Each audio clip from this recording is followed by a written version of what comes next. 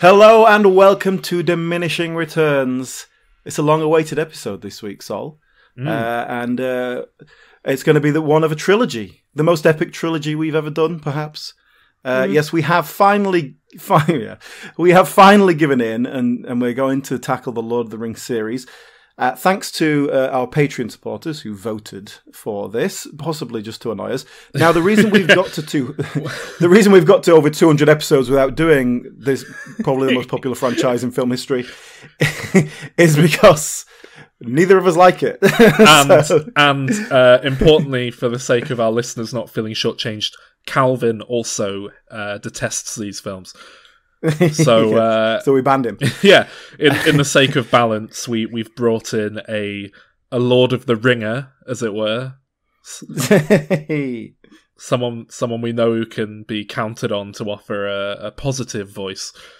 Yes, and that person is our good friend and past housemate, who has probably been mentioned in anecdotes on this fine podcast. Definitely has. It is, of course, Sean Morrison. Welcome. Hello. Thanks for having me on the show. Hello. That's me clapping, of course, yes. Clapping for the NHS. Sol clapping there. Sean is obviously, not obviously, Sean is a medical doctor, and as such is a hero. Yeah. Right now, just for the next couple of months, and then he'll just be normal again. Well, that's also relevant because this is, we had a 3-episode gap in the schedule because every film's been delayed for the next year or so. So That's the other reason we're doing Lord of the Rings now, because we thought, what is there like a lot of just padded out nonsense that we can use to fill a gap in the schedule. So Sean, very, very relevant to this week as when I think of Lord of the Rings, I think of you. That's good. Fair enough. Of course, Sean, you were supposed to be working right now, and we said no. Come and do the podcast. We agreed to do the podcast. Fuck those ill people. Yeah, the people need entertainment. You did it because you're a good friend. For the record, you're a true hero. You're a podcast hero. I mean, for the record, this is actually my day off, so don't fire me. How can heroes have a day off? I don't know. Come on. Look, I told you, I'm on the surgical ward. There's like no patients in the surgical wards. Anyway, enough of our topical banter. Yeah, we probably get stuck right. We probably should get stuck right in because this is a long,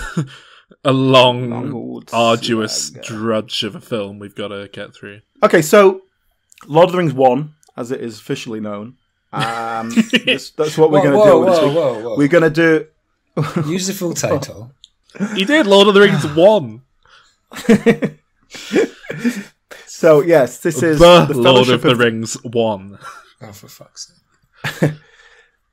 So, The Fellowship of the Ring, which, yes, could be a gay porn film. So, Sean, I would like to invite you here to give us a bit of preamble about the Lord of the Rings film series. What's the history? So, obviously, this was a set of books written by J.R.R. Tolkien to be a sequel to The Hobbit. So, I think at the time his publishers were expecting another Hobbit-sized book to come out of Tolkien, and he dumped this. And Hobbits are quite small, aren't they? Hobbits are small. The book's quite small. Lord of the Rings is not a small book. It's just one book because obviously it's broken up into lots of films. Well, it's one book in the sense that Kill Bill is one film. It was, my understanding is it was written as one, conceived of as one, but then before it got released, people were like, "Look, you can't release a 20 billion page novel. That's insane. It's not financially viable. Let's chop it up." Well, Tolkien, he conceived of it as one book. So he wasn't happy with them splitting it up, but I think just due to the sort of the costs of that kind of printing in the day, it wasn't financially viable for them to do that. But he did write it as one book over 15 years. And so this helps that you're a medical doctor. What mental illness was J.R.R. Tolkien suffering from? I genuinely, he was 100% autistic. And I make that diagnosis myself. Now, you're not a medical doctor, is that right, Sol? You are. No, but he absolutely was. People always... And, there's nothing wrong with that. I'm not suggesting that in a derogatory sense again, but people... you know, people always go on about his knack for world building and how amazing it was that he was world building. No concern for like his ability to form a narrative, because he didn't really have that. It was just world building, and it's like, yeah, I one of my best friends at high school back in year 7 when I started was this autistic kid, and he never went out at lunchtime. And he just sat in the classroom coming up with planets and aliens. And you'd come in and he'd go, I've just created your planet, the Kringle Snogs, and they're going to war with James's planet, with the Crumbledy Bumps. And they're going to fight over mining materials and crystals. And every lunch he'd come in and he'd drawn like another alien race and another set of planets and come up with a new language for them. And that's all Lord of the Rings is. It's just, you know, it's the ramblings of an autistic man. I know you're not supposed to like diagnose people after their death and all that, but there's so many anecdotal stories of things with J.R. Tolkien where he was a right curmudgeon. He hated industrialization. He hated cars. He refused to speak any language other than Latin in church.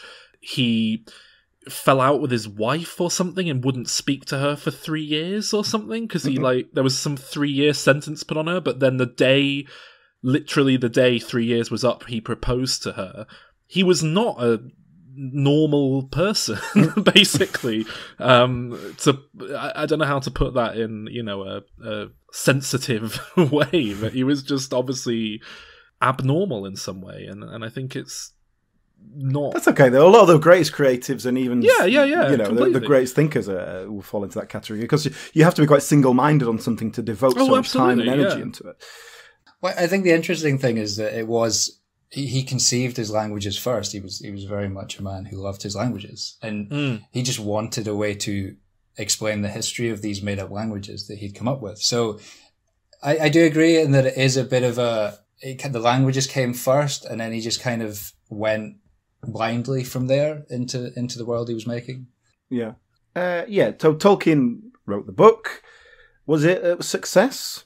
It seemed to build from after he'd finished that. I think people quite liked The Hobbit, and then after there it sort of took off, which I don't think he was as big a fan of as you might expect. You know, there was like things appearing in like subways saying like Frodo lives and all that. And I don't think he necessarily liked that.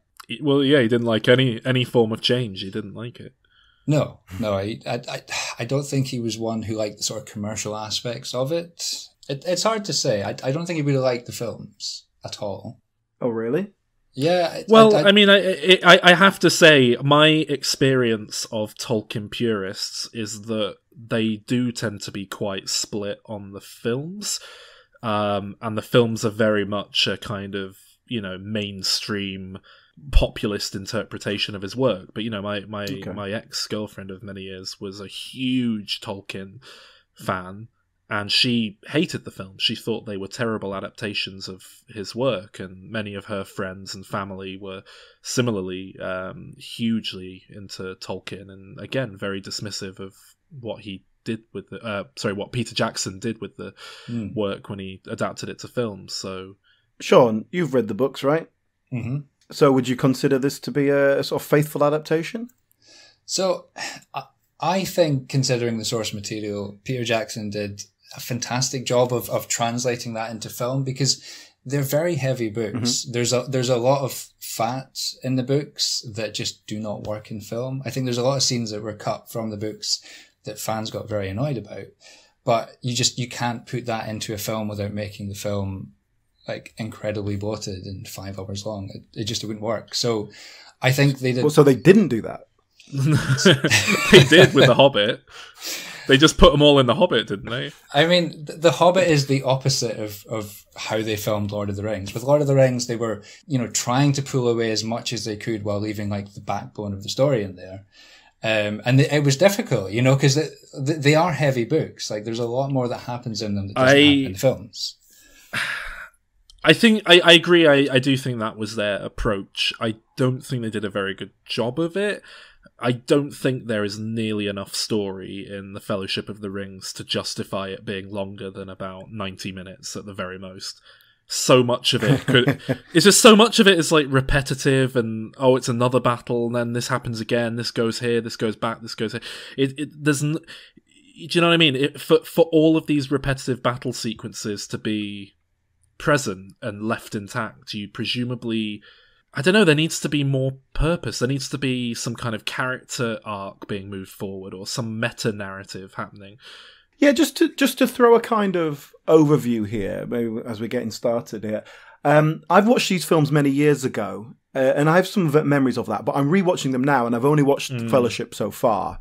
So I'm not 100% sure what's coming up now, but my memory of it is that the second one was much more battle-heavy and nothing happens. Whereas the first one, I felt it did push along, the narrative pushed along. It kind of ends at a end of a chapter kind of feel, but yeah, there isn't a really good narrative arc pushing through the first film. It feels like the first part of a 3-parter. Yeah. I'm not a big fan of that in terms of film series, but this was put out as, look, this isn't one film and then we might do a sequel. It's 3 films and you're going to have to watch them all for it to make sense. I'm not a big fan of that, especially when they're being 2 years apart or whatever it is, but I think it was only 1 year in this case, but yeah, because they shot all these back to back, and so there was never any doubt that they were going to get the sequels, exactly. As far as I know. But I guess the narrative arc here is Frodo kind of going from naive young hobbit to taking on the responsibility and kind of the last thing is him like going, right, yeah, I'm going to go off and do this. Obviously, he's doing that throughout, but that's the kind of growth he goes through, I suppose. It's the most minute, tiniest, subtle bit of growth, because he's up for it from the start. There's never a point where he kind of goes, I don't want to do this. Well, no, there is, because when he's no more than a superficial way. Well, because there's a scene in the mines when he's got all this self-doubt, and he's just like, I'm at the end of my tether. And it's Gandalf who has to sit down with him and be like, no, look, it sucks that this happened to you, but, you just got to do what you can. But having self-doubt isn't the same as, like, not embracing it and not wanting to do it. No, but there's also a degree of naivety at the start of it, I think. He's semi-up for adventure. He's in love with the Shire, but he's also, he wants to mimic Bilbo and go off on one of these whimsical adventures, and it's... Halfway through, you get to this point when he realizes it's not the same. This is a lot darker, a lot worse than the stories. Well, yeah, because his mate nearly drowns, and I wish he did drown in that scene. I was so infuriated. So I am, at the time of recording, I have seen The Fellowship of the Ring.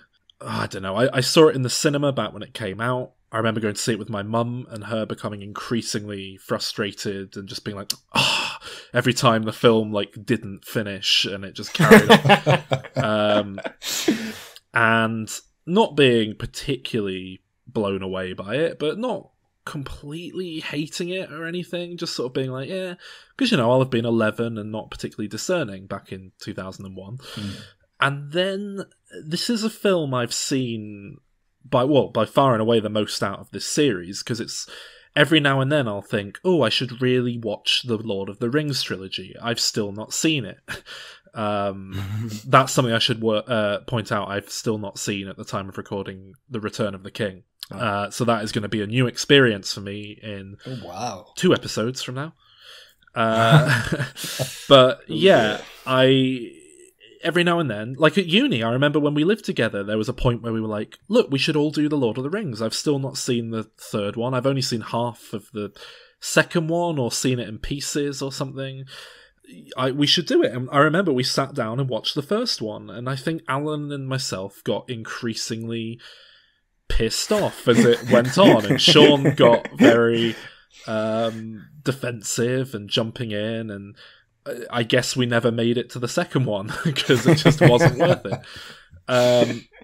So it's kind of cool that I'm finally going to be able to tick that third one off, just from a kind of, I'm doing, I've seen this many films from IMDb's top 250 and that sort of thing. I'm proud of you, man. Yeah. And, the thing is, not to jump too ahead of ourselves, but the main reason I do not like this film is its complete lack of ending and conclusion. And the third film will have an ending. In fact, from what I'm told, it's got about 20 of them. So, see, I've never understood that. I might enjoy that. That's kind of where I am with Lord of the Rings. Sean, I imagine you're sort of like Calvin with his James Bond films. You just watch them every few years and go back and revisit. And I was actually in the process of rewatching them before you messaged me to ask me to come on the show. So it was fate. Have you ever played around with the order you watch them in? Like, I'll watch the Hobbit films and then the Lord of the Rings films all back to back. Okay. And that sort of thing. I'm going to stop you right there because I detest the Hobbit films with passion.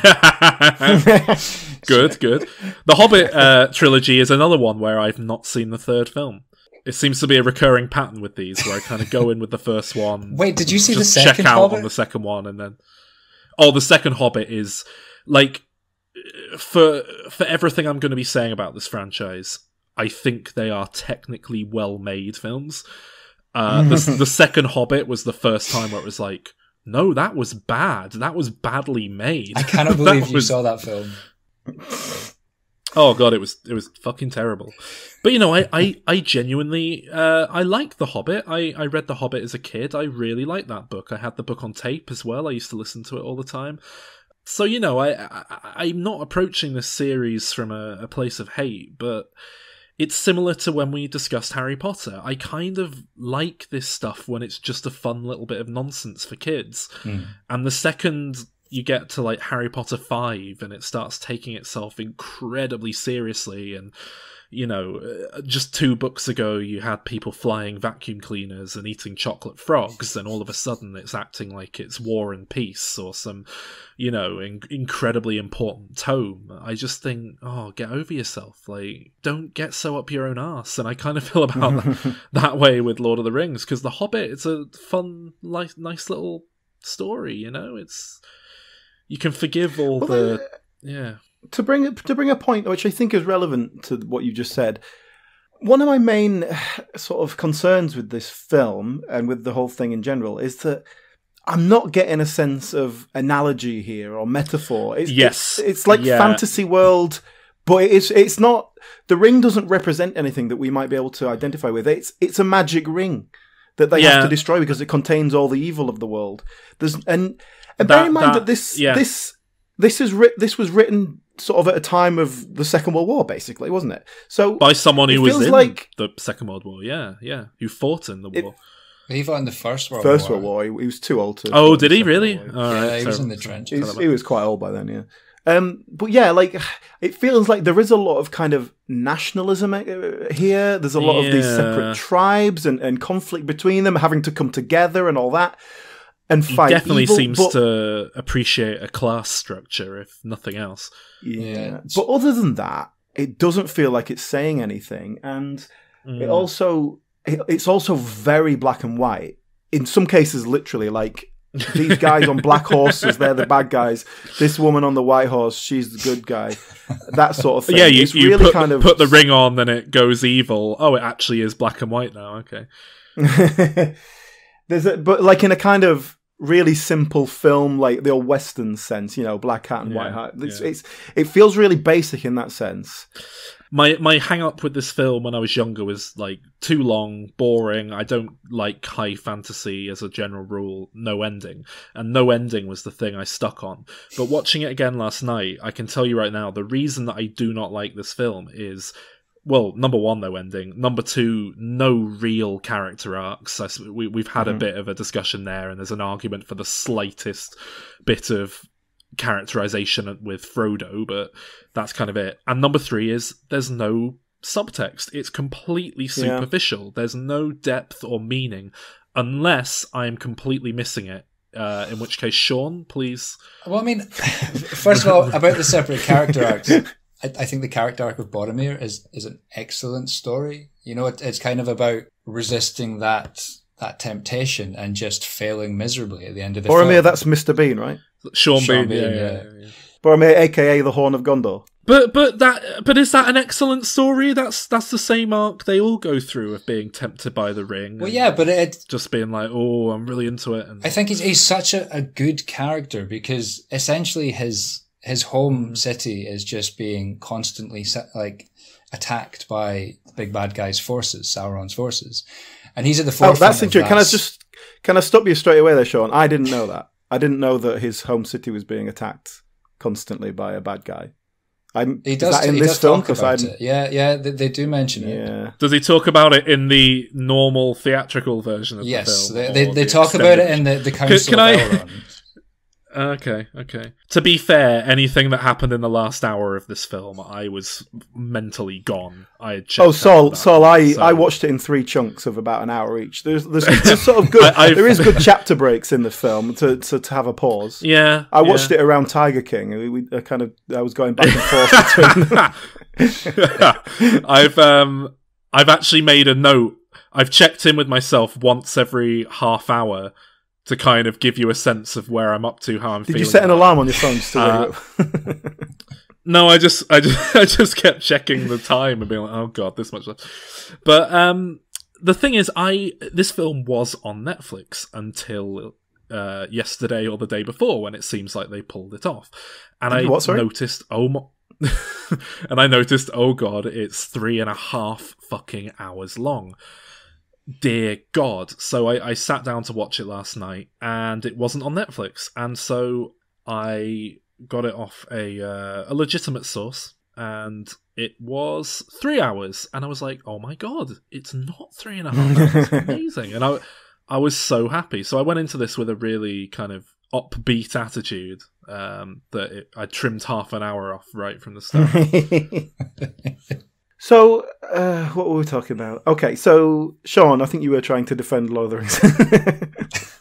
So, I mean, in terms of subtext and things, though, I think you are missing a big point in that these films are looking at the very nature of evil. You know, is evil an internal construct? Is it an external construct? You know, you have the likes of Sauron and the Dark Tower and the Ring, and it's kind of these are just pure evil things that are in the film. But then you've also got this kind of internal conflict of the ring. You know, is your desire to keep, like when Bilbo struggles to let go of the ring, is that sort of himself that's struggling? Is that the ring that's causing that? Is it a bit of both? And I think as you kind of go through the films and a lot of the scenes involving Boromir as well, it's like, what's the evil here? Is it the ring that's bringing out the evil in people? Is it causing it? Is the evil just there and the ring's just part of that? You know, I think it brings about this whole philosophy of the nature of evil. I do agree with you that I think Tolkien is very bad at setting, like, the orcs are bad, the elves are good. They're, you know, I'm not a big fan of that. I will admit, but I love the whole sort of. Yeah, I hate racism too. Hey man, orcs aren't people. They're made out of mud, apparently, which is pretty cool, actually. I did like that. Yeah, I think that was pure Peter Jackson. Oh, really? That the whole orcs being born out of mud isn't... It's never really talked about in the books, so we don't really know where they come from. So that was a Jackson invention. Oh, right. Which I liked. I thought it was a nice touch. I was going to say, it's one of the coolest scenes in the film. Yeah. Nice visual thing, yeah. But it felt very born out of his horror movie past when I watched it. That's probably why it kind of jumped out at me. We're sort of jumping around all the place. I want to just go to the plot a little bit. I want to go to the start of the film. I want to go to the start. Good. Of the I've film. got loads of notes that are very chronologically based now, so this is good. Let's settle in. What I want to talk about is the opening prologue, which is oh my god, 7 minutes long. Is it Cate Blanchett doing the voiceover? Yeah.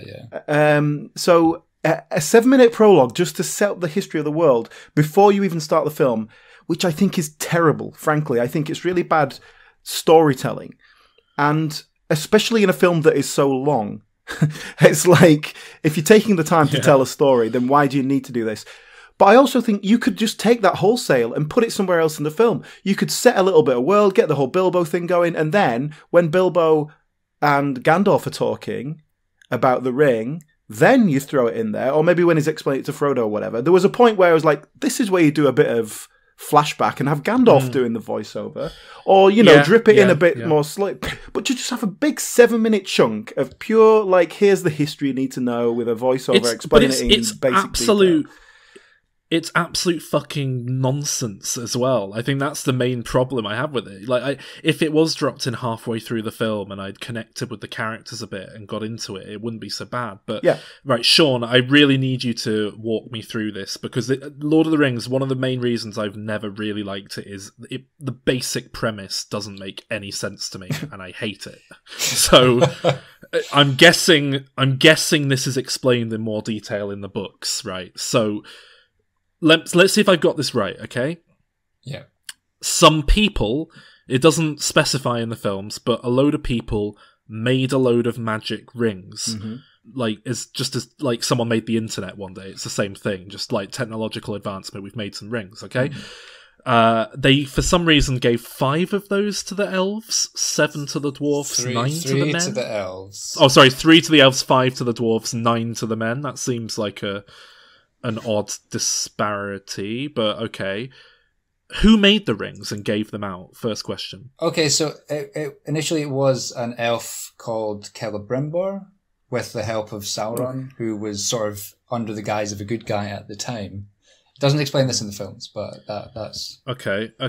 Now, then Sauron decides that he's gonna, like, create an evil master ring to take control of the other rings. Yes. So essentially, he's like hacking into like a backdoor in the magic code. He's going to kind of create a ring that exploits something about the other rings. If he's been secretly part of making the other rings, then that's he's a Trojan horse there, isn't he? But the other film doesn't. No, but the film never explains that he was involved making the first set of rings, does it? No. Because this is my main question is, why can't everyone else just make a ring to rule all the rings?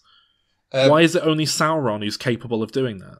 Because he was an incredibly powerful being, and not just anyone can make a magic ring.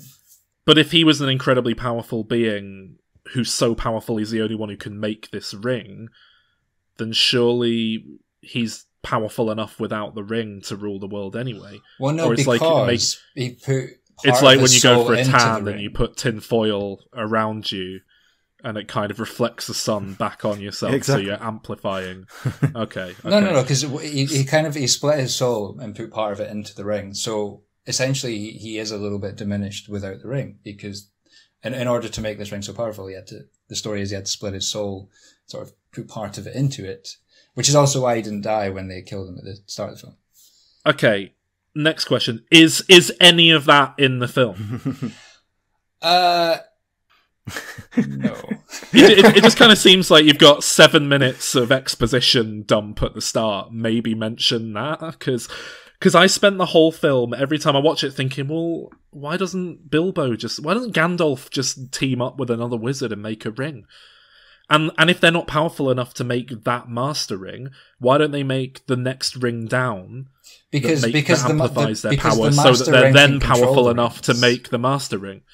Yeah, but no one's using the master ring; it's lost. So make like a 10th tier ring that's not nearly as powerful, but will amplify their power, and then they can make another more powerful ring using that power, and then they can use that power to create a new master ring that is as powerful as the master ring, and then it's like everyone's got nuclear weapons and it's not a problem. Could they combine their rings?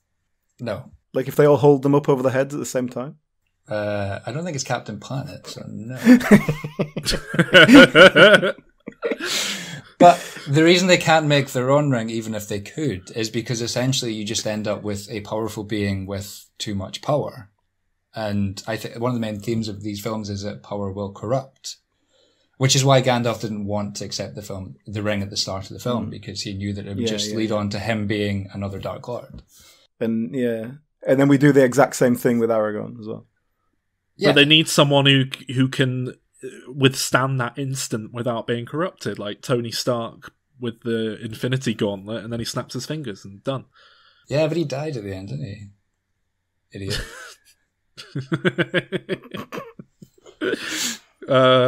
All right, so the basic premise is nonsense and I hate it. But all right, fair enough. You have to accept the price of admission to the film is that you go through this. There's one ring, and the film never explains it, which I think is terrible because it's such an obvious kind of, well, hang on, Okay, so then we get a bit of The Hobbit dropped in during all this exposition at the start. A bit of Bilbo hanging around with Gollum. Yeah. It's nice, that, isn't it? It's almost like with that and Bilbo telling the story about the trolls and all the other references to The Hobbit in this film, it's almost like there was no need to make a film out of The Hobbit, isn't it? I mean, I agree with that. Wait a minute, what? Instead of making a film out of The Hobbit, what if we make 3 films out of The Hobbit? Imagine the money. Okay, so just to chuck in a bit of praise and stop being so negative. Well, the music in this film is very, very good, very nice. Yeah, I agree. I absolutely love the score. I'd say it's one of the more recent iconic scores. We've spoken on this show before about how there don't really seem to be iconic scores nearly as often as there used to be, and that's arguably down to how film music is composed and editing techniques used nowadays and so forth. But I do think the Lord of the Rings theme is quite iconic and well known. And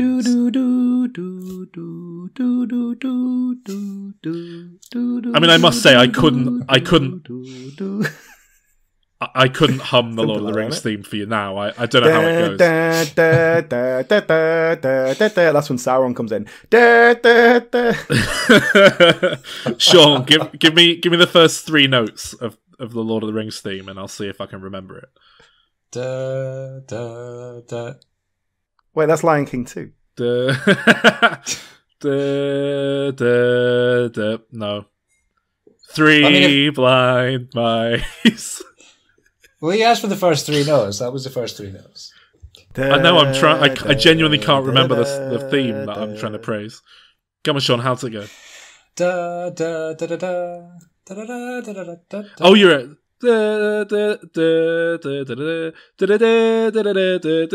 Yeah. Every time I hear it, I think, oh, is that the Lord of the Rings theme? I thought that was some other film, and then I think, oh no, it is. Which is, it's good. It's a good score. I think it's great because it works well over all 3 films. In the Council of Oh Elrond, my god, really? No, because there's different themes for like the different peoples. They kind of touches on in some scenes, and then when you go to like different parts of Middle Earth, they come a bit more. So an example is like when Boromir first stands up, he's one of the men. In the Council of Elrond, you get the theme of Gondor, which is very, very subtle, and like blink and you'll miss it. But then in the third film, it plays very heavily for that. So it's all these nice little touches that you notice on rewatching.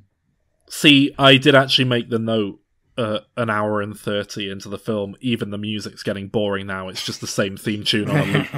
So if they're using the same theme repeatedly for the next 2 films, then they're all different depending on who you're with and where you are.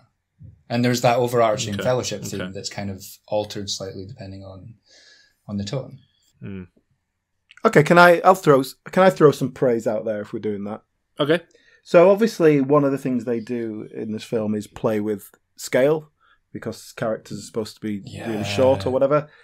And one, I think they handle some physical like in-camera effects really, really nicely.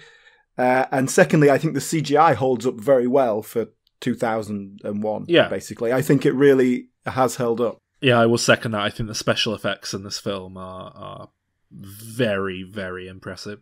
The CGI, you can kind of see the cracks a little bit now, but it's still very impressive for 2001. It holds up really well for CGI. And like you say, there's a really nice amount of in-camera stuff going on, and good special effects, good music. I always kind of want to say that it's got really nice cinematography, this film, but I don't think the cinematography is actually anything remarkable. I think they just shot the film in New Zealand, which is a beautiful country. Yeah. And I realised this last night. I don't think there's actually any particularly gorgeous shots or remarkable bits of lighting. It's just really nice scenery. And, the costume and makeup's usually done very well within that as well. But, Yeah, no, I disagree with that. I mean, I think it's overall it's very good, solid cinematography, but there's some lovely little moments. Oh, there's nothing wrong with it. Yeah. But I think there's a lot of really lovely cinematography that can be quite subtle. But like, for example, the scene when Gandalf's chatting to Frodo, and they're discussing about whether or not the ring's, the One Ring or not. There's a lot of really great camera movements in that shot. They're very subtle, but they work really well. And I think the framing is excellent. And the lighting in scenes like that, where it's a bit more intimate, similarly down in the Caves of Moria, when you have these kind of one-on-one chats, I think there's some really well done lighting. It was just every time there was a moment that should have been a standout, like, oh, what a nice shot. Like Gollum perched on a rock at the start, or the ring wraith off in silhouette stood up on the horizon. Just things like that, where it's like, that should be a gorgeous shot. I'd kind of look at it and think, it's quite basic how they've done that. It's not like particularly imaginative framing. It's just kind of there. But then you get shots like when they're all crouched under the tree and you've got this big Nazgul looming over them. I thought that was shot very well. That's a nice shot. I thought the acting was actually quite a mixed bag watching this film this time round. I kind of remembered it being very consistently well acted in the past, but watching it again this time, so many of the people are emoting in this very unnatural way. I think that is down to direction, actually. I know. Absolutely, it is. That's how people talk in fantasy worlds. Yeah, exactly. Yeah, Sean, I've got a spontaneous quiz for you. You've got to answer quickly. All right. Oh fuck! Name the 9 actors who portray the Fellowship of the Ring. Okay, so you've got Ian McKellen, Elijah Wood, Dominic Monaghan, Billy Boyd, Sean Bean, Sean Astin, John Rhys-Davies, Orlando Bloom, and Viggo Mortensen. Wait, didn't flinch. Yeah, wow. Very nice. And I'm sure they can read a lot into the order you did those in. And I'm sure some way we could. Those your favourites? I can't remember.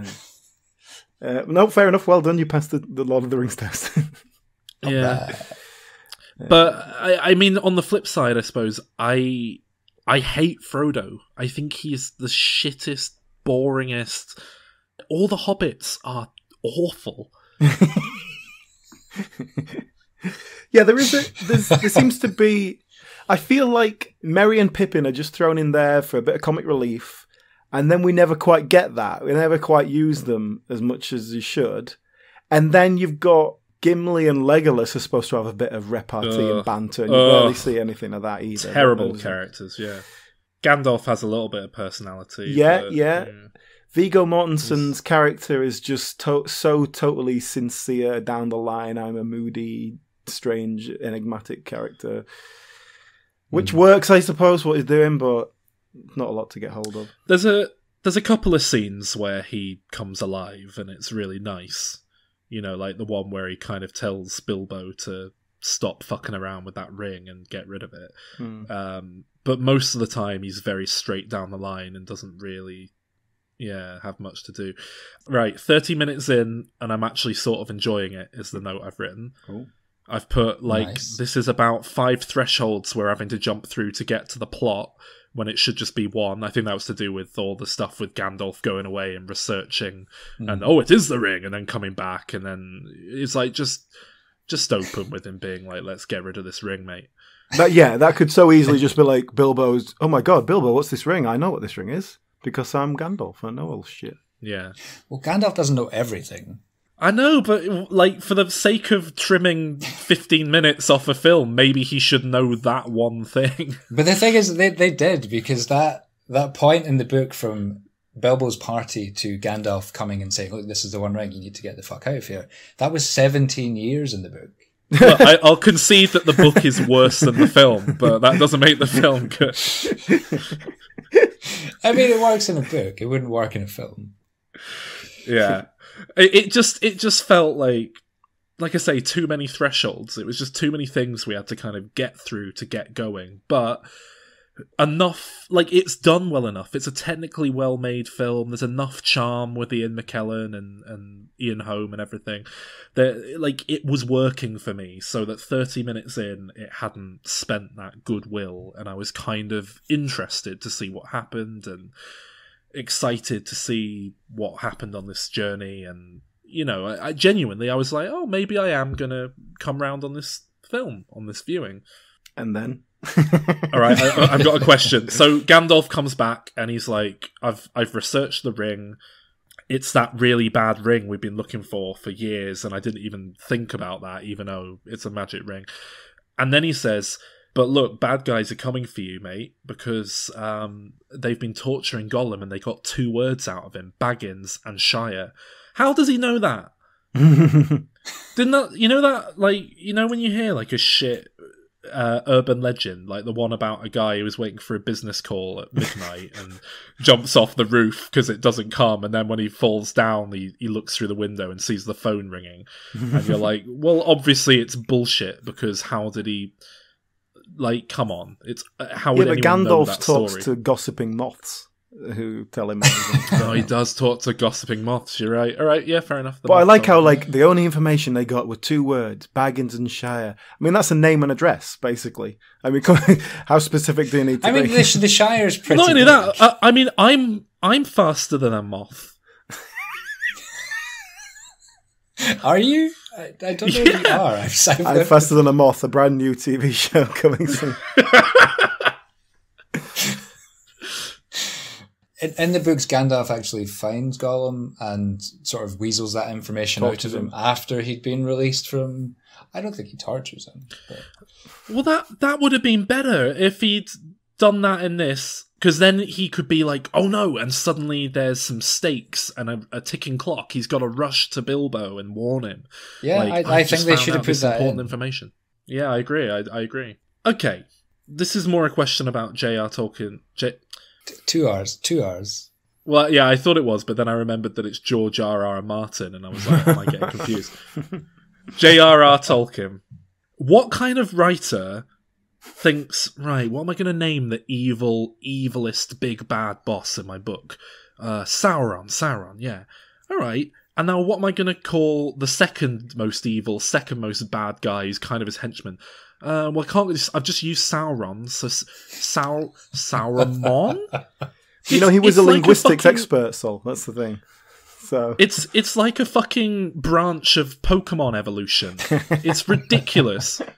That's not how you name characters in a story. Yeah, it's but confusing. He was basing that off of his, like, the languages that he was making. So I can't remember exactly what it means, but like Saruman has like meaning in whatever the language it was in.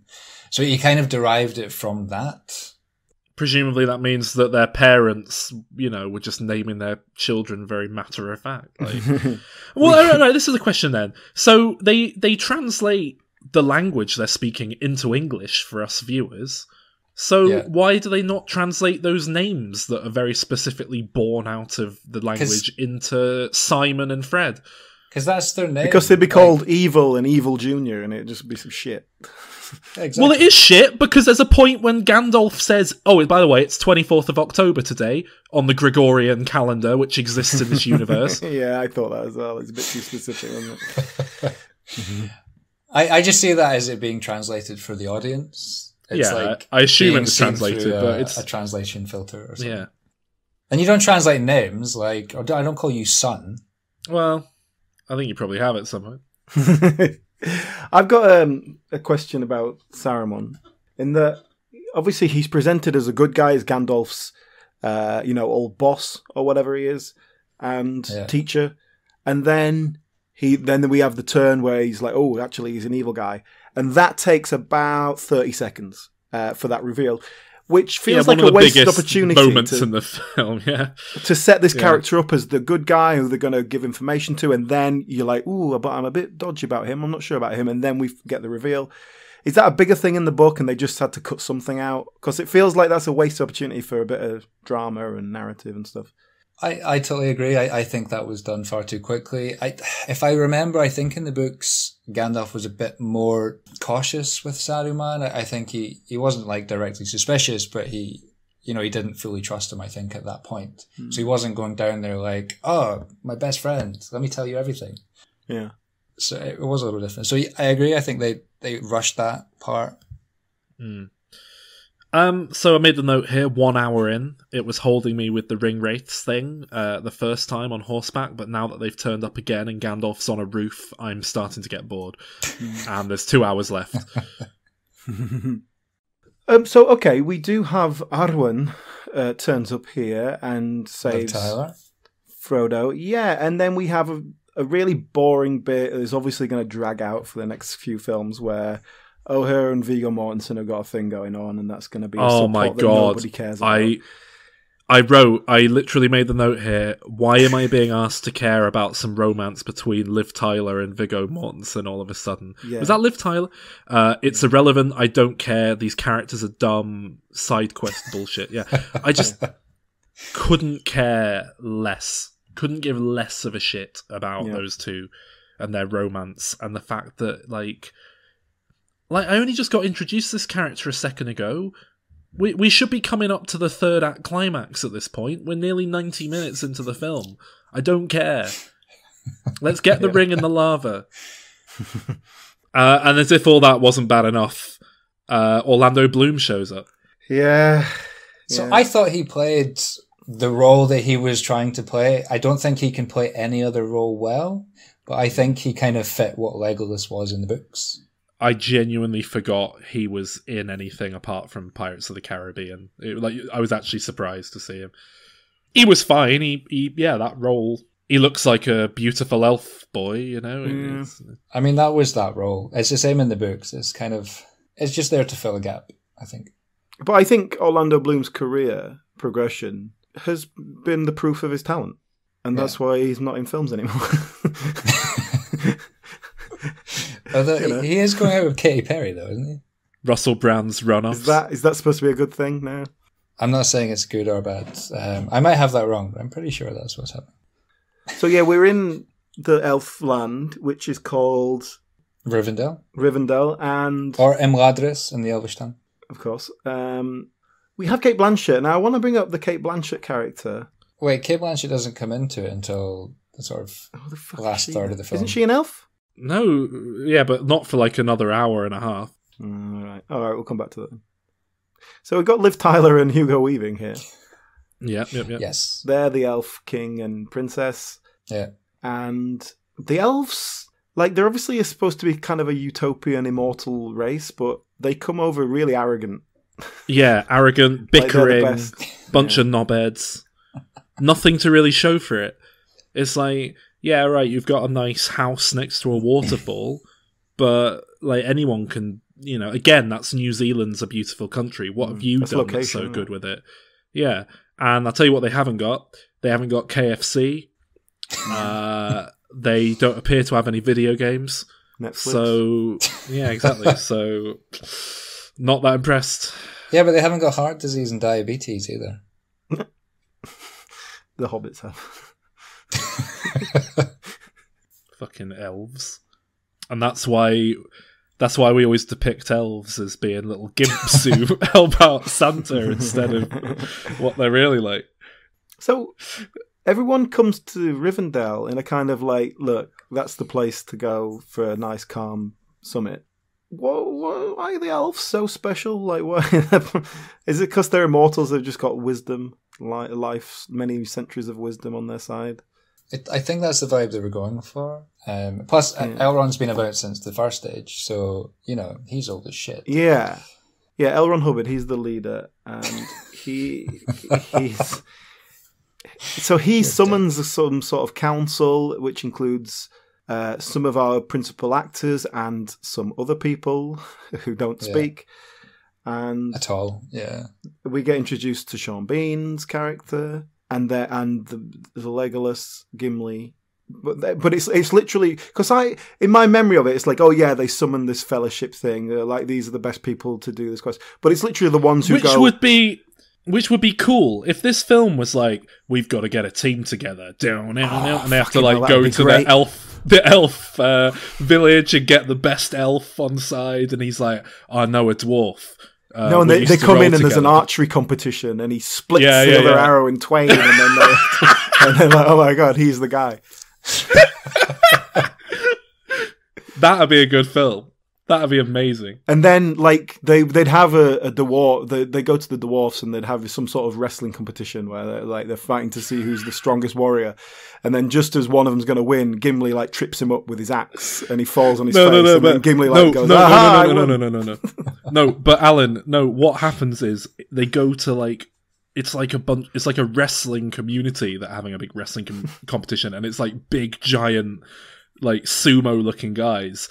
And then one of them like falls over and goes, "What?" And they're like, "What?" And the camera pans down, and it's only little Gimli's like knocked him over, and you think, "Oh wow, I wasn't expecting a little dwarf to have all that strength and power." That'd be his scene.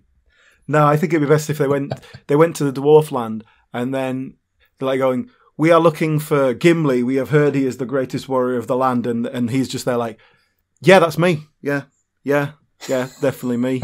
And like, "Yeah, it's you. You're Gimli." Yeah, I've got an axe. Look. And then they take him, and then like halfway through the third film, it's like, "Oh, my name's Steve. I'm a chancer. I didn't realize it was going to get so serious. I thought I was just going to get paid for something." That'd be brilliant because everyone watching it would be like, the first film would finish and they'd be like, did anyone think it was a bit weird the way Gimli was so obviously like pretending to be Gimli, the way they performed it, that scene? Isn't it weird? Is that going to pay off? And then there'd be a second film where no, and then the third film is when they get the payoff. That'd be brilliant. I must say, I don't know much about this franchise, but I don't think they do much of the setup and payoff that they really should have done. You know, when they made Back to the Future Part 2 and 3, they shot them back to back, so they put loads of little gags in the second one that paid off in the third one. Yeah. You know, like that Gunman video game, and then they kind of do the same thing, but in the actual Wild West in the third one, and just stuff like that.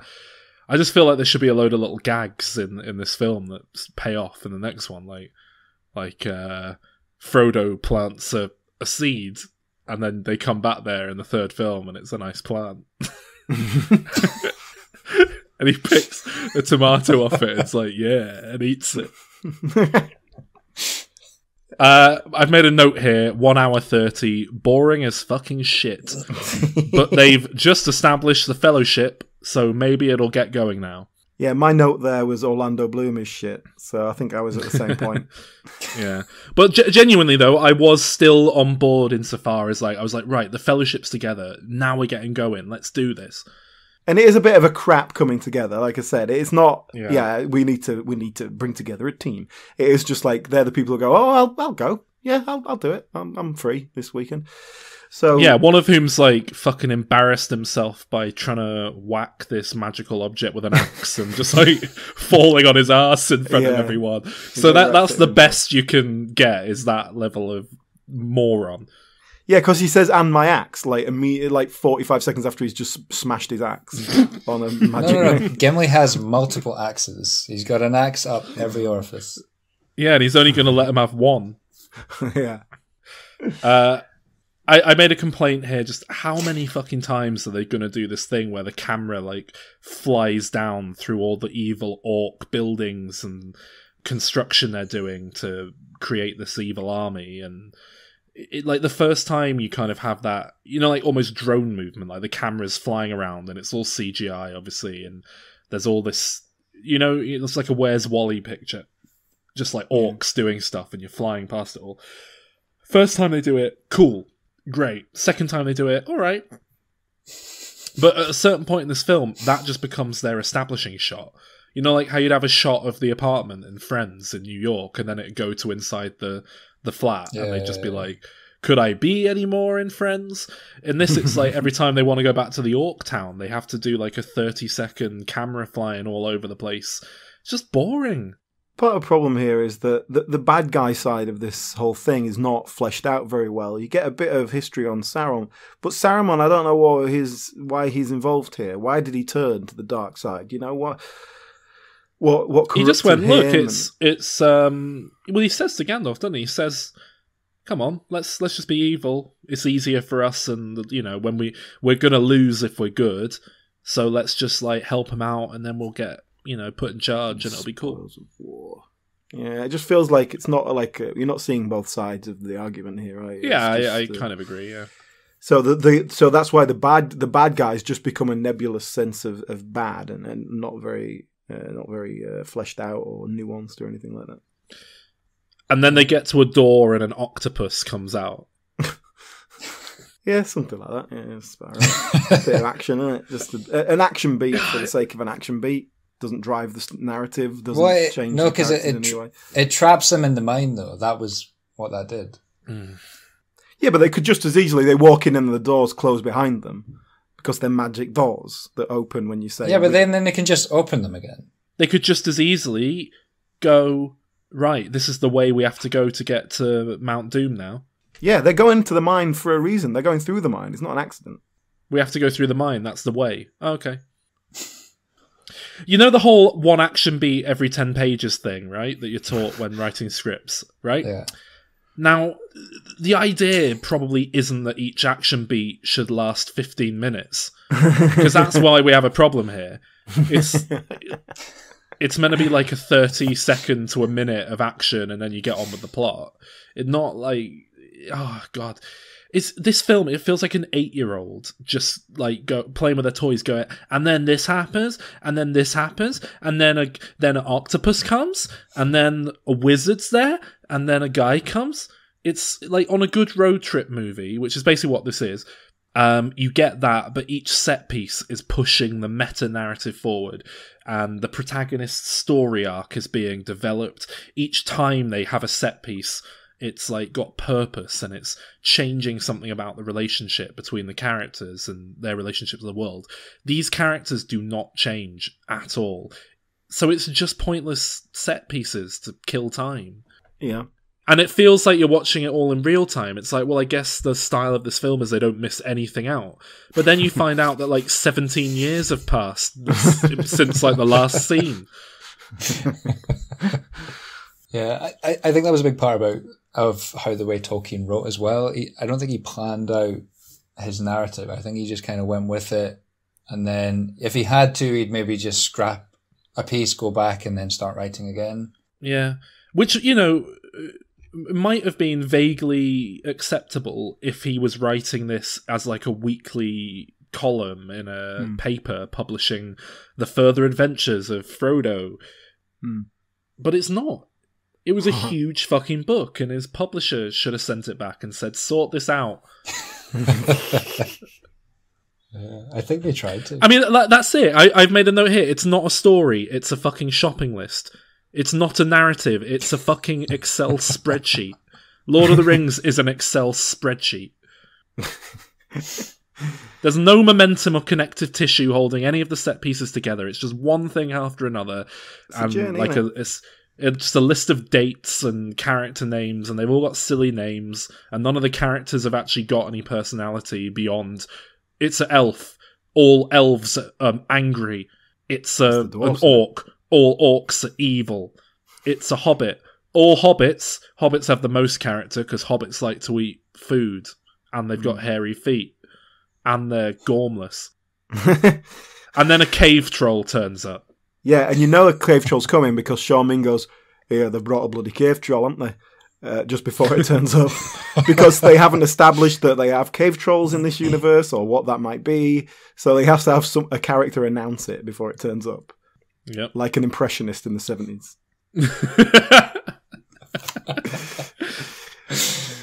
That cave troll scene was quite boring. That fight scene didn't do anything for me. Because it's a big bloody cave troll. That's all CGI. It's all like lots of quick camera pans to hide stuff and just like they're all just fighting something that's not there, or like a tennis ball on a stick or whatever. And so look, I don't disagree. It feels like the Harry Potter troll, bathroom troll. So it's just. But I think if that cave troll happened 15 minutes into the film, I think it'd be a good, fun little bit of action, and then we get on with it. But it's 2 hours into the movie. And I made the note, 2 hours, and I hate this movie so much, and I hate Lord of the Rings, and I hate everything about it. But also, that scene, they have a cave troll. Isn't that the first time that they've had to fight with the orcs? Are they orcs? Yeah. So the first time you fight with them, you don't want to bring in new bits. You want to beat the orcs like at their own game, and then like the next time, it's like, oh, they brought a bloody cave troll. Yeah, but they haven't just brought in a bloody cave troll, because they've also brought in a bloody Balrog. That was incidental. I know, but it's like the film can't fucking make up its mind for... It's just end bosses. It's like playing Resident Evil 4. It's like, alright, just stop it. The Balrog was kind of teased out earlier in the film, though. So there was talk of, obviously, the big demon of fire or something being under the Mines of Moria. You're not quite sure what it is, but you just kind of... There is this touch upon something being there. Then don't bother with the cave troll. I agree. I thought the cave troll was excessive. And rewatching it, I don't think it holds up as well in film as it used to. Or at least I remember it holding up. So I do think that was excessive. The way that Balrog is awoken is the Scottish Hobbit, therefore the most stupid one. Makes too much noise and therefore wakes up the hell dragon. Arsehole. Which is the most stupid Hobbit, Sean? You'll know. Fatty Bolger, probably. But he wasn't in the film, so it's fine. Okay, so yeah, and then we have the epic moment where Gandalf dies, but to save the others. That's a nice set piece because it's got some character stuff going on as well. It's not just for its own sake. John Rhys Davies refuses to be tossed off, which is nice. And so that whole thing works all right for me. And you've got does. Gandalf death. I'm not a huge fan of how the Balrog has one of those tricky last-minute extending fire whips where it looks like he's gone, but then at the last minute he's able to kind of flick it up and just knock Ian McKellen down. But he knocks him in such a way that he has enough time to kind of grab onto the ledge and say a line to the hobbits before he falls down, instead of just going flying into the abyss. What's he say? Something like, get a move on. Fly, you fools. Yeah, get a move on, you dickheads. I think that's what it was. That's just good cinema. And then Malfoy shows up. Who? Haldir, is he called? Haldir? How do you say Haldir, that? yeah. Craig Parker. Who's this then? I don't know, but no, I mean, he takes him to Kate Blanchett. But Yeah, you never, you never, ever need to introduce a major new character in the last quarter of a movie, unless it's the last 30 seconds setting them up for the next one. It's just not necessary. And then, as if he wasn't enough, they add in Kate Blanchett properly. It's like, oh god, just get on. I mean, Haldir's not really a main character; he's more of a side character. Yeah. And Kate Blanchett, she was introduced at the start when she gave the prologue. No, she's implicitly hinted at. No, you see her on screen. You know it's her. It's like, okay, that's I know her. Well, I don't know about that. But also, the weird thing about her character is Galadriel. Is that right? Yeah. She's talking to Frodo, and there was just something about the way it was shot and the music or the lighting or something. I was like, "This is a bad guy. She's a bad guy, right? Something's about to happen." And then she does go into this kind of weird evil thing, which is obviously like her being tempted by the ring, and she manages to pull it back and everything. But worst scene in the film. Obviously, I didn't hear anything she said. I didn't take any of that in. But the sense I got from that was that she's a bad guy. And so I'm still, and bear in mind it's been ages since I've seen this, and I'm still to watch the next two films, I think she's going to be a bad guy. I think there's going to be some turn there where she's like an evil one. But we'll see, I guess. Because if she's not, it was just a bit of a weird thing, weirdly filmed thing. I agree. I feel that was completely mishandled by Peter Jackson, and that scene in particular is it to try and give it a weird tone deliberately, just to keep you off your balance? And I don't really know what he was thinking with that one. I think he was trying to go with like, she's someone you don't really know. She's a bit old and powerful, and is she a threat? But it doesn't really. I don't think it works well because literally the next scene it's like, oh, here are all these presents now. We wish you well on your journey. And the green kind of change to whatever that was about when she's like shouting and the lights start flaring. There's all this green. I didn't really understand that. I don't know why that was thrown in. Well, that's the ring on effect on her, isn't it? I guess. But... Well, yeah, but like that to me that was just too weird. Yeah, I don't know that whole scene. But like at this point, I don't know who she is, why she is. I may have checked out by this point because I don't know anything. I'll she go said one further. At this point, I don't care who she is. Yeah. What doesn't she give him a magic potion? Is that basically the whole reason she's there? She gave him the little vial with the light stored in the liquid inside it, which was kind of relevant for the third film. In a kind of Bond Q scene, here's something you'll definitely use later in an important point of the plot. Yeah, although I don't think it really paid off in the third film anyway, so like I agree that scene probably could have been completely cut out of the film and it wouldn't have made it any worse. Is this an element, and we haven't really discussed this, are they just like any female character we have to get in because there are no female characters in this fucking thing?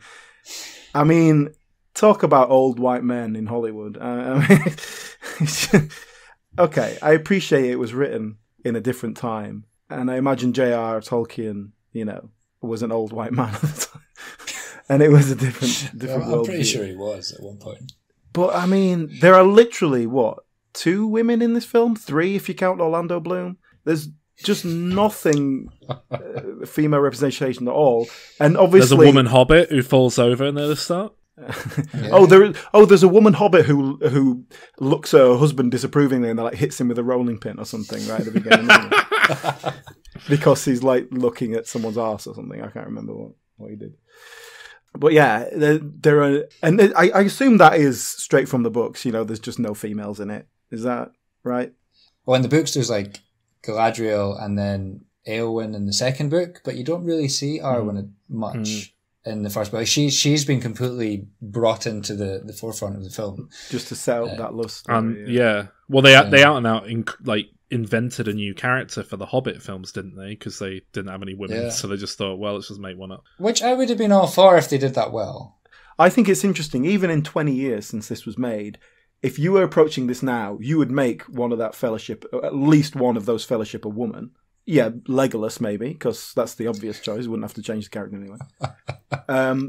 But also, you would throw some colour in here. Like, come on, guys. And it's just like, in 20 years, that's changed so much. You just could not. And because I assume, you wouldn't want to go, okay, all the dwarves are black, right? Because that would create an even more apparent kind of racial divide between these tribes. Yeah. But you would just throw some colour all over the place. Oh yeah, that one's black, that one's Chinese, whatever, right? Exactly. Yeah. And I think it's very telling that even 20 years ago, not only did they not think we should do that just for the hell of it, but also no one was bothered in the audience. No one said, "Hey, this is a bit Hollywood so white, isn't it?" So maybe the world is changing after all. Yeah, and I wouldn't have a problem with changing like any of the races or genders of any of the characters. I don't think it would matter. It's not something that bothers me at all. Because even like something like Gimli is a kind of distinctly masculine character, very macho kind of bravado knobhead.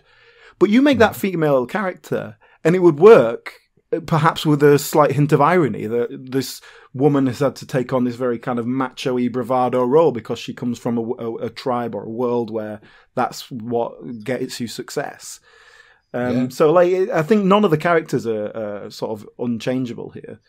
Although I bet you couldn't get away with it with Aragorn. But apart from that, you probably could. 2 hours 30. I made the note. I have no idea what the fuck is happening anymore. I don't care. I hate this fucking bullshit so much. I'm never, ever, ever going to watch this horse shit again. This is it. I'm done. Thank fuck. So, looking forward to the next 2 then. I also made the note that I cannot believe there's a longer cut of this horse shit. And then I made the note, why does the ring make you invisible? Because that just seems like, what's that about? Just an arbitrary thing, innit? And then I made the note, I'm on the fucking Lord of the Rings wiki trying to make sense of this. I hate this so much. And I did actually find an answer. It's to do with how it, takes you between realms or some shit. And So, just speaking of an extended version there, Sean, can you give us an idea of what we're missing from the extended version so we don't have to watch it? Is there any extra information that's useful?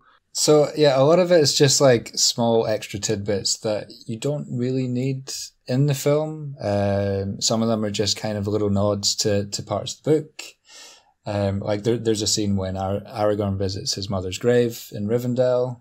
and Elrond kind of has a little heart to heart with like, you need to pick up your destiny, take on the mantle. There's a scene at the start where Bilbo's kind of writing in his book, and he gives the main introduction to hobbits and things. So nothing that you really need. And I think it was good that they did cut out these scenes, because it does make the film drag on quite a bit. And Saul, you would have fucking hated the extended version, I guarantee. So the last major sort of plot point is the death of Boromir. And his kind of like, he gets tempted by the ring, Frodo runs away, then there's a big fight, and Boromir gets redemption by sacrificing himself to save the others. Or trying to, anyway. Yeah, I mean, they take I was going to say the borrowers there. They take the hobbits, nonetheless. But yeah, he gets his big moment. Sean Bean gets to act. I've never been particularly convinced by Sean Bean as an actor, to be honest with you. I don't think he's bad. Yeah, he's a bit shit. But I don't think he's great either. He does all right here. He's got a nice death scene. I think in better hands, that could have been a totally devastating moment, and it's not. Yeah. But fair enough. You have a nice little moment with Viggo Mortensen, all that. And I like, and I wish we had more of it, that, you setting off with a group of 9 people, there's a reason you put that many characters in when only one of them is important. It's because you want to be able to pick some off and have a bit of stakes, have some death, and go, oh shit, this is serious. And I think it works in this film because you have Gandalf and then you have Boromir. They fucked that up by bringing Gandalf back, obviously, as I know that is going to happen. And then none of the rest of them die, I don't think. So this is your chance. And that's a shame. I think you don't want to split them up. You don't want to have side quests. And then it's like, oh, Frodo's gone off on his own with Sam. Hey, let's all go and try and save Merry and Pippin. It's like, no, let's not. Shall we not? Because that's not relevant to this main story, and it sounds like it's going to be an extra 2 hours. It's like we have no purpose. Like the stakes are, we've got to go and take this ring here and destroy it to save the universe, right? We're going to destroy evil in the world. And then it's like, oh, shall we just go and save a couple of kids that we don't really know, but we're going to decide they're our mates? It doesn't play. It doesn't work. If this is a massive epic tale or it's a side quest, what? Have you seen the Two Towers album? I've definitely seen them all, but it's probably 15 years ago. Like, I can't remember any real details. I did have the feeling watching this several times that this would work better as TV. And had these films never been made, I think if this was going into production now, it would just be a TV show. Yeah, but I suppose that's post Game of Thrones, and it'd all just be like, oh, what's the next Game of Thrones? Let's say Game of Thrones never got made either. I still think this would have been approached now as a prestige TV series. And I think it would have worked a hell of a lot better because, 3, 4, however many seasons you're going to squeeze out of it with 10 episodes apiece or whatever. You've got time to do the bullshit episode where they go and find Pippin and whoever the fuck, and you can waste a bit of time and dilly-dally about it. I agree with that. And like I said, I ended up watching this film in 3 sections, and I stopped at an appropriate point. It was like the end of the first act, and I was like, okay, this is a good place to have a break. I didn't just randomly stop at an hour. So it was like the first sort of about 55 minutes, and then it was about an hour and 10 or something like that for the next section, and then 50 minutes. And it worked quite nicely just to have a break, and I think this could lend itself to episodes. But you would expand it more. You could have the whole first episode just setting up Bilbo and Frodo and Gandalf, and the kind of the end of the first episode would be, oh my god, that is the Ring of Pure Evil. I thought it was, that would be the first episode. Yeah, I think it would have worked a lot better because it just wouldn't have felt like such a slog. And like you could pick each little chapter in a way so that you could give it a beginning, a middle, and an end, and some structure within each story, within each episode. And I mean that's my main issue with this film that I suppose we're coming back to here is there's no ending. There's no conclusion. It is a beginning and a middle. Yeah. And then you're expected to come back next year for the next 3 hours, which doesn't even have a beginning, just a middle. It is an odd thing, and it's something I complained with in the sort of more recent Star Wars films as well. It's like it is like, oh, but this is going to happen in the next film. It's not quite so bad, and it's something you don't. The thing is, at least the 3 new Star Wars films have story structure. At least they have a beginning, a middle, and an end. There's a conclusion. There are story arcs that play out. Like, they do work as standalone stories, although there's obviously lots of lingering threads left up in the air, things to tidy up, but you do get a kind of satisfying conclusion. You know, like I defended Avengers Infinity War for ending on a big cliffhanger up in the air on the note because that is Thanos' story, and his story, we get the solid beginning, middle, end, and his arc is complete. So from that perspective, you get the coherent, completed whole. There's just nothing of that here. It is literally like, and frankly, I imagine this is how they approached it when J.R.R. Tolkien was dividing up his book for the publisher. I don't think they thought, right, what's a good moment to kind of end this? And I don't think he went back and rewrote any of it to be a conclusive ending. I think they just went, right, first however many pages, how many pages are there? Right, this many, divided by 3, the end. Like, that's the end of that one, that's the end of this one. But I do think that it wouldn't be too difficult with the material you've got here. It wouldn't be too much of a shift to focus it really on Frodo, because it's focused on him anyway.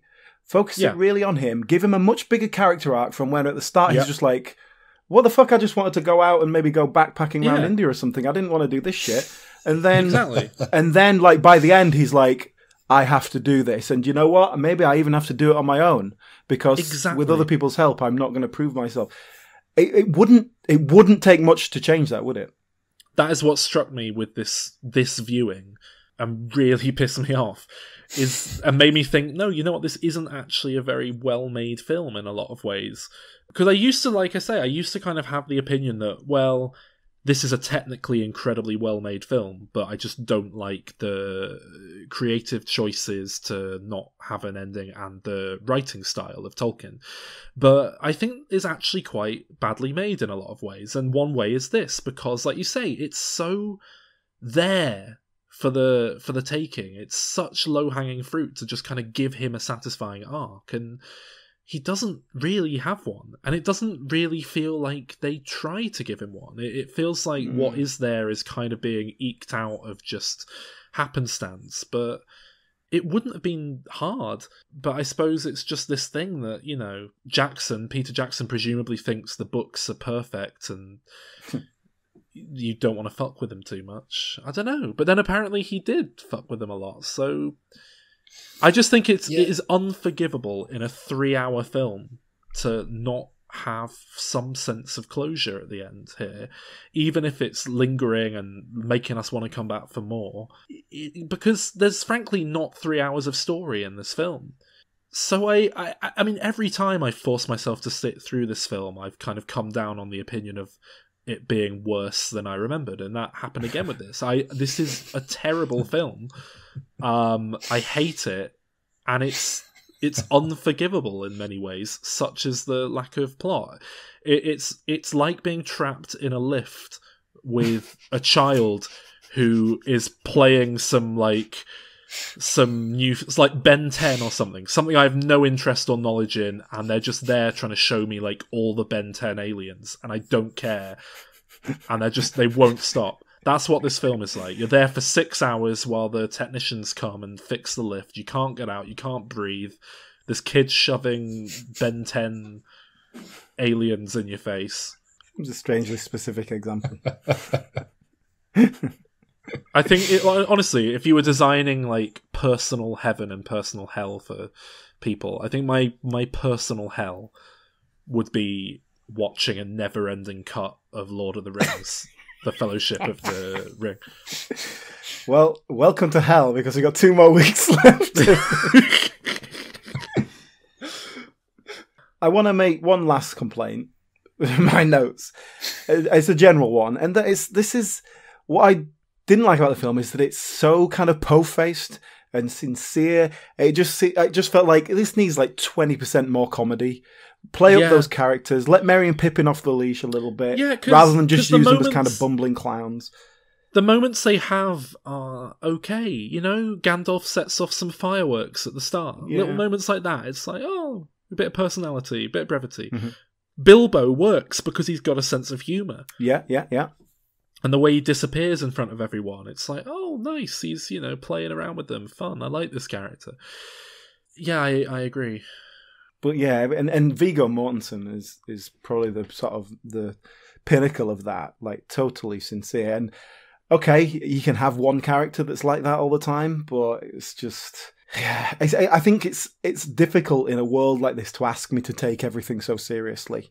I think you need to be able to undercut yourself a little bit without actually destroying your own world, which is perhaps a fine balance, but I think if you're going to do it, then do it, I'm sure there's a lot of people just like seething at that, though, because that's something the Marvel films and the modern Star Wars films get criticised for heavily now, the fact that every other line is like a little quip or a little...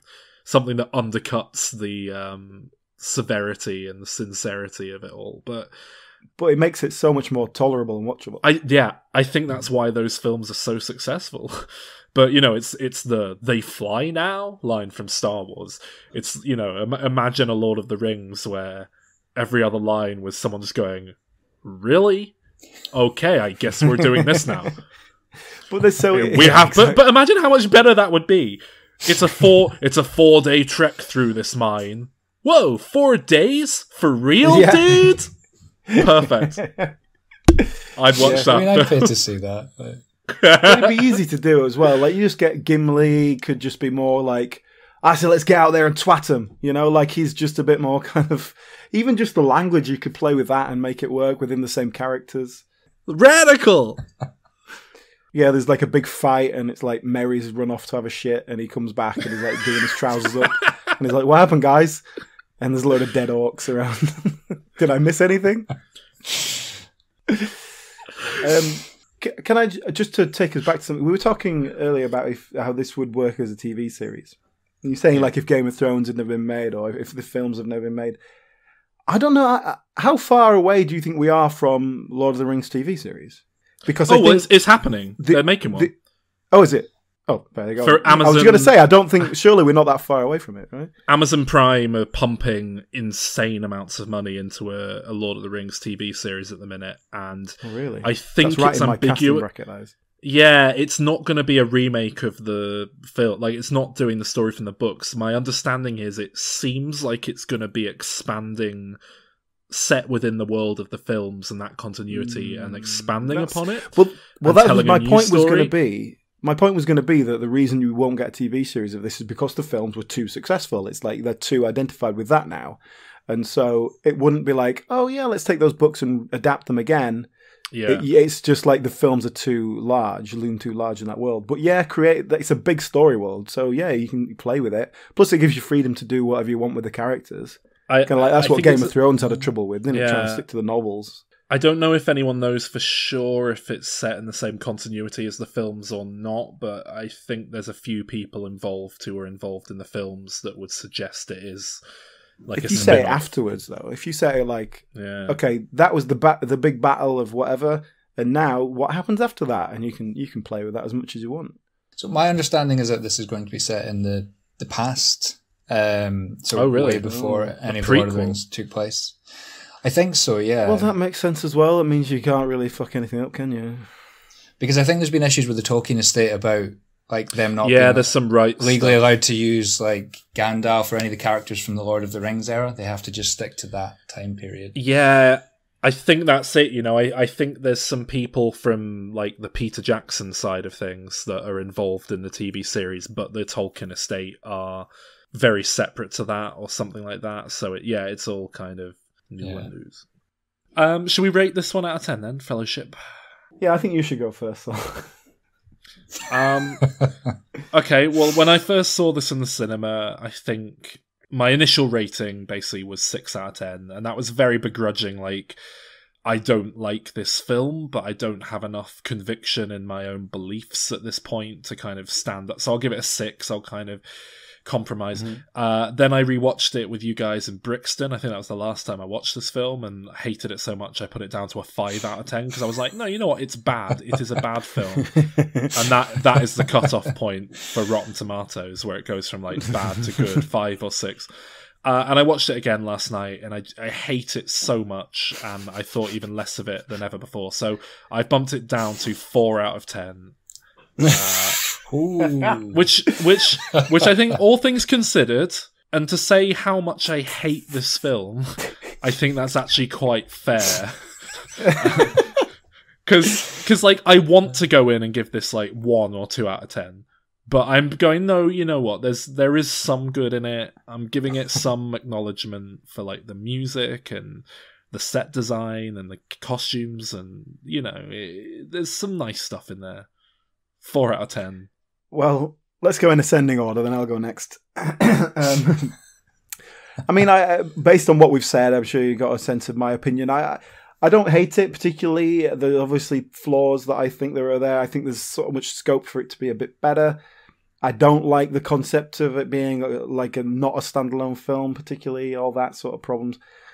But ultimately, I found it pretty watchable, a kind of plodding, fine film, and therefore gave it a sort of low 7. Oh, really? Mm. Wow, I really do hate this film more than... Wow, I thought we were on the same wavelength. But I don't have any sort of real vehement passion towards my hate. It was just more kind of mild disappointment. I suspect this is going to be my favourite of the 3, actually, to be perfectly honest with you. Oh, but really? We'll see about that. We'll see. I reckon I'm going to like the 3rd one the most. But like my main issue is watching this, and I say this having not seen the 3rd one yet. I don't believe for a second, based on the pacing here, I do not believe for a second that the whole entire story couldn't be told in a 3-hour film. Because this film only needed to be 80 minutes long, 90 minutes. So maybe call it 3.5 hours long. I guess we'll talk about that more in the 3rd one when I've seen it all. But go on, Sean.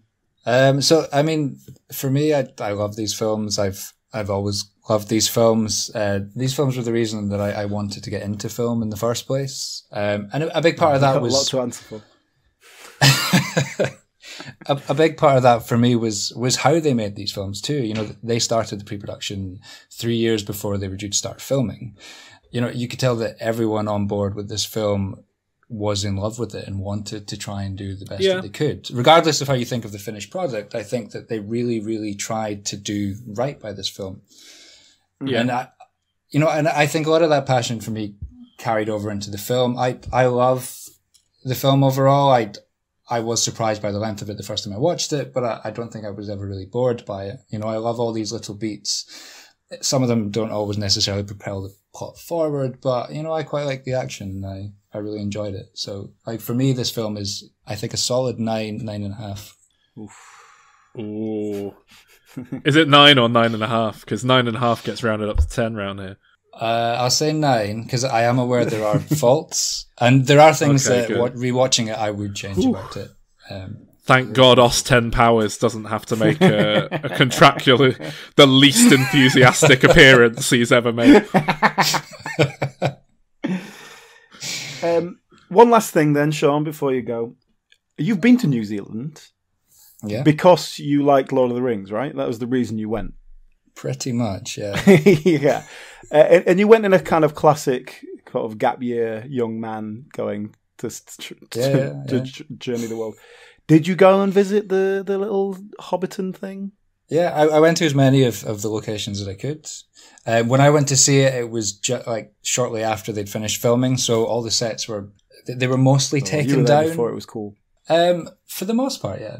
But the sets at Hobbiton, it was just, boarded up doors and things. I think the farmer realised when they were about to finish taking it down, it's like, oh shit, I can make some money off of this. So he kind of said, no, stop, just leave it up. And now it is a finished set. They've just left it since they've made The Hobbit as it is, and I think it's much more of a tourist attraction. But it was interesting being there. I haven't seen it. And is the New Zealand tourism financials entirely propped up by the Lord of the Rings franchise now? Just the economy of New Zealand based on this film? I think there was, because they changed the they changed the workers' union laws when they were threatening to pull The Hobbit out of New Zealand. I think I think there was a lot of revenue they were afraid to lose from losing the Hobbit trilogy. So yeah, probably. Is it true they've renamed the North Island Middle Earth? Is that true? It would not surprise me, and I would absolutely love that. Oh well, fair play. You got to use what you've got. No oil. Yeah. So fair enough. So we're gonna be talking about the other two films. We're gonna have other special guests who are Lord of the Rings fans to see if they can justify their position in the same way you have, Sean. I think you've done a sterling job. Sterling, but just bloody absolutely sterling. But could you just sort of, without sort of giving any spoilers, what's on your thoughts on the next two films? The Fellowship was definitely my favourite, and then The Two Towers is actually my next favourite, weirdly. But I think part of that is because The Two Towers, when I first saw them, it was a lot of new things for me.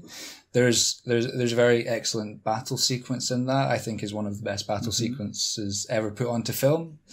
Regardless that of what is you the think entire of the film, isn't it? That's about half of the film is kind of the build up and the execution of that. God almighty.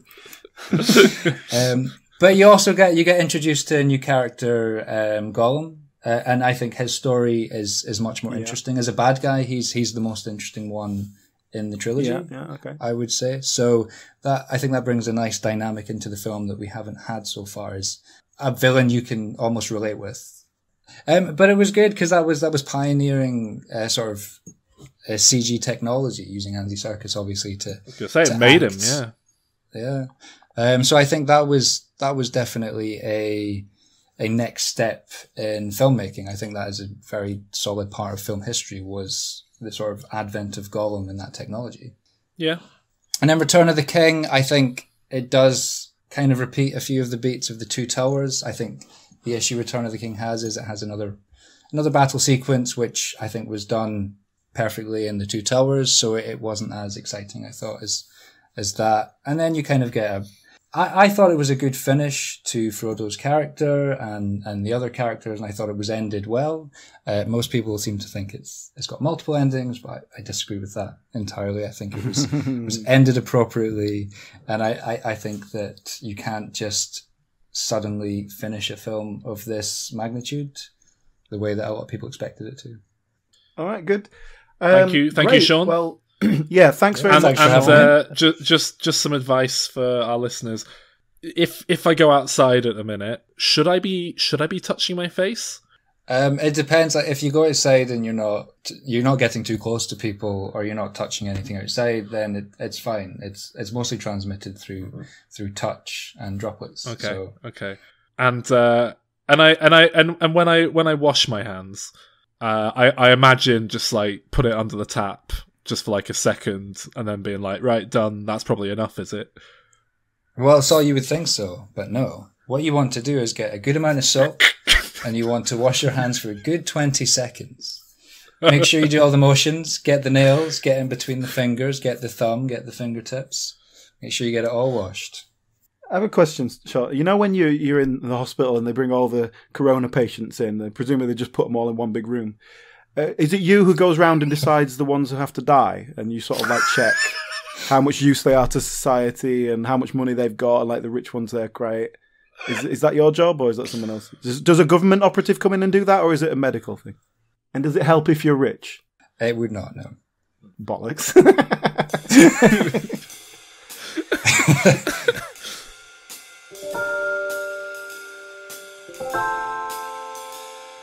Thank you, Sean, for joining us. And, thank you, Sean. Listeners, come back next week for The Two Towers with another mental Lord of the Rings fan who Saul will argue with, I presume.